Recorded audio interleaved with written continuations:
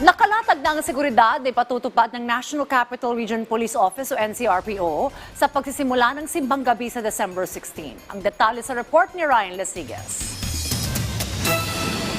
Bilang paghahanda sa pagsisimula ng simbang gabi, itataas ng National Capital Region Police Office o NCRPO ang kanilang alerto sa full alert status.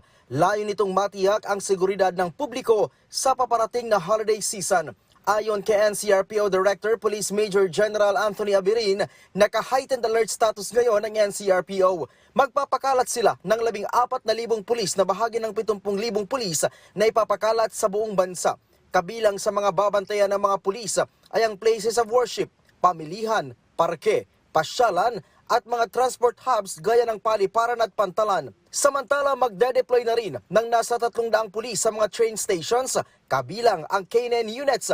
Ito'y upang masiguro na walang makakalusot na kahina-hinalang bagay na maaaring humalo sa mga pasahero. Dalawa po, sa rail station po, magtatalaga po tayo ng dalawang pulis po kasi may kasama na rin po silang gwardiya doon at saka mga, I understand, nag-deploy din po ata yung Philippine Coast Guard sa mga MRTs and LRTs. Sa ngayon, sinabi ni Abirin na wala pa niya silang augmentation na manggagaling sa ibang rehiyon. Wala naman daw kasing namomonitor na banta sa seguridad ng mahabang bakasyon. Based po sa latest threat assessment po natin ay wala naman po tayong nare-receive na threat po sa security po dito sa NCR. But just the same, hindi po tayo nagpapakampante. Tuloy-tuloy po yung intelligence monitoring po natin in coordination po and in collaboration po sa other intelligence unit po ng Armed Forces of the Philippines and other law enforcement agencies. Paalala ng NCRPO sa publiko, mag-ingat sa mga kriminal na mananamantala sa ganitong panahon upang mambiktima at makapanglamang.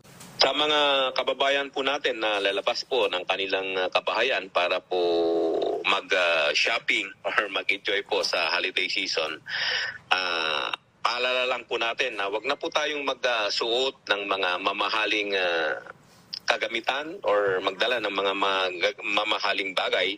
And sana po palagi po tayong alerto at mapagmatsyag po sa ating kapaligiran. Ryan Lesigas para sa Pambansang TV sa Bagong Pilipinas.